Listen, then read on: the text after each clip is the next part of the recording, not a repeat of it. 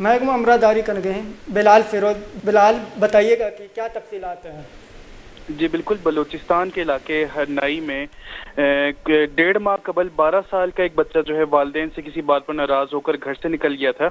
लड़के के भाई को खुफिया जराये से इत्तला मिली कि बच्चा हरनाई बाजार एरिया में कुछ लोगों के कब्जे में है, जिसके बाद बच्चे के भाई ने पुलिस के पास जाकर एफआईआर दर्ज करवाई। और बच्चे के भाई के मुताबिक मुतलका जो एसएचओ है उसका फोन आया कि बच्चा मिनिस्टर नूर मोहम्मद दुम्मड़ के घर से बाजियाब हुआ है। बच्चे का भी बयानिया सामने आया है कि 20 दिनों से नूर मोहम्मद दुम्मड़ के करीबी साथियों ने वक्तन फवक्तन बच्चे से साथ ज्यादती की है। और छापे मारने वाला जो एसएचओ था नजीबुल्ला, उसको कार्रवाई वाले रोज ही ट्रांसफर कर दिया गया। और 13 मई से लेकर अब तक बच्चे का मेडिकल नहीं हो सका है और बच्चे का भाई और वालिदैन भी काफी डरे हुए हैं, जिसके बाइस वो ना ही अपनी शनाख्त जाहिर करना चाहते हैं और ना ही मजीद कोई न्यूज देना चाहते हैं।